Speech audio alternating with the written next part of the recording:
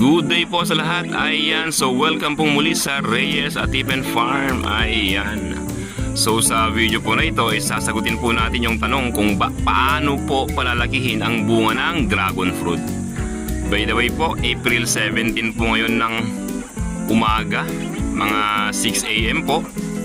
Ayan, at meron pong namukadkad na isang dragon fruit. So paano po ito palalakihin na yung malaking bunga po? Ayan, actually simple lang po ang pagpapalaki nito, ano? So unang-una po, i-hand pollinate po natin. Napakagandang mag-hand pollinate lalo pag hindi po umuulan. Ayan, so gumamit po tayo ng paint brush po. Ito po talaga yung the best na pang hand pollinate po.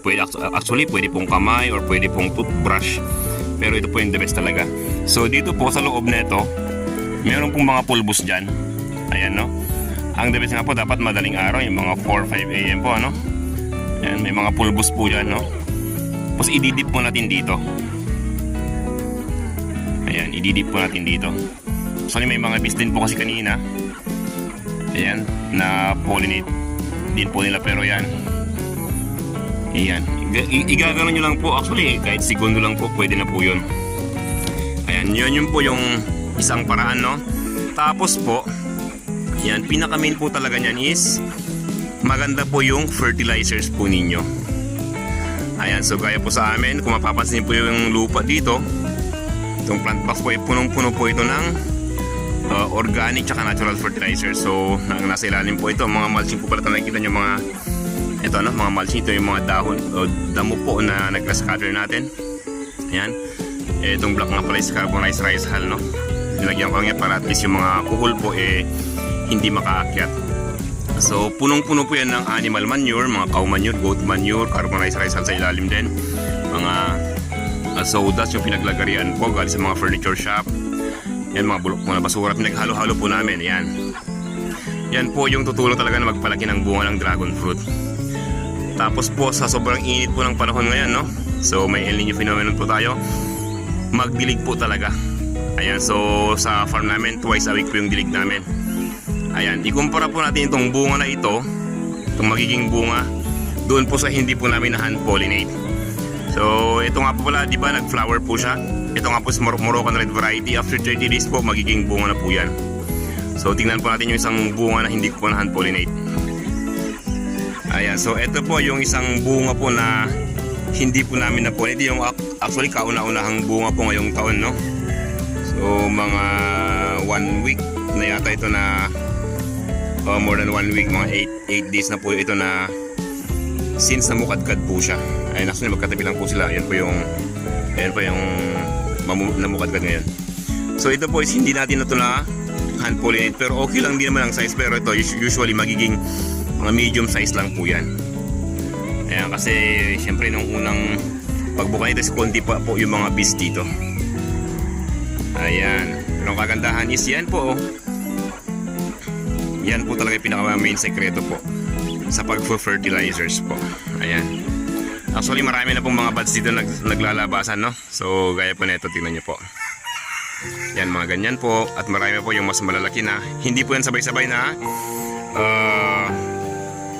namumukadkad. Kaya kumaga halos every week. Ngayong April, May is halos every week ang pamumukadkad nila. So yung harvest ninyo is ganun lang din. Yan, pero sa tag-ulan yan, halos sabay-sabay na yung mga yan. So ganun po, the best po talaga na i-hand pollinate po natin yung ating bulaklak ng dragon fruit. So yan po, mag-idip yung brush sa loob, kaya kamay o kaya yung toothbrush, then dito po sa may yan, itong parang stick na yan, dip nyo po dyan. Yan po yung pampalagi talaga ng bunga.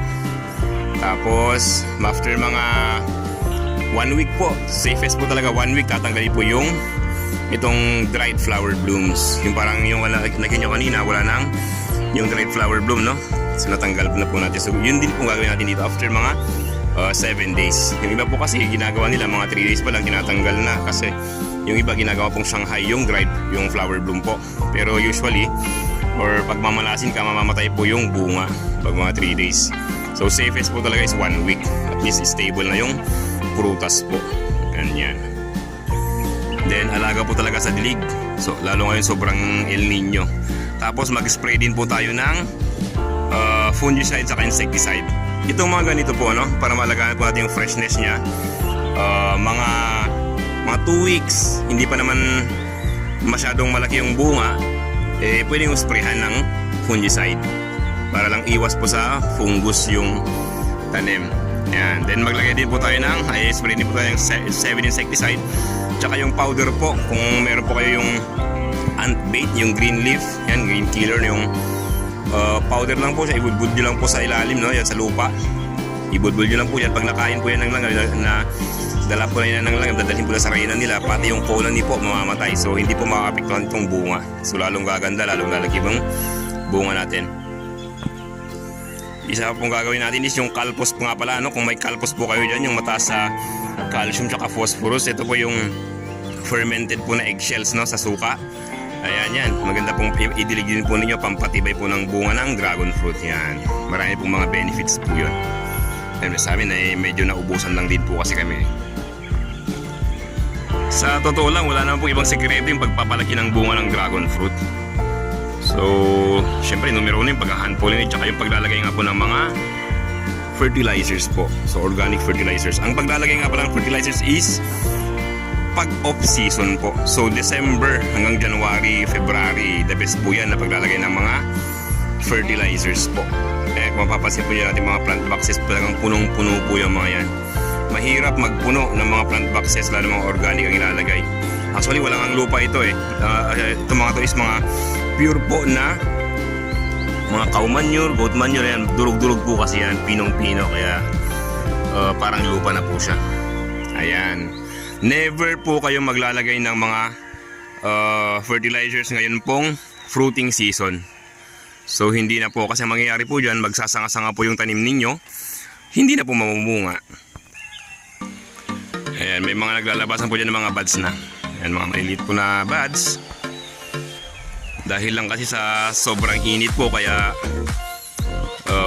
tumagal yung mga ang fruiting season po natin. So kung may ulan-ulan lang sana, is napakarami na po sana ngayon. Ayan, so yan, napaka-importante po talaga paglalagay ng mga organic natural fertilizers po. Hindi na po kailangan gumamit ng foliar. So sa amin sa farm po, never po kami gumamit ng mga foliar fertilizers po na pampabulaklak. Tipping lang po.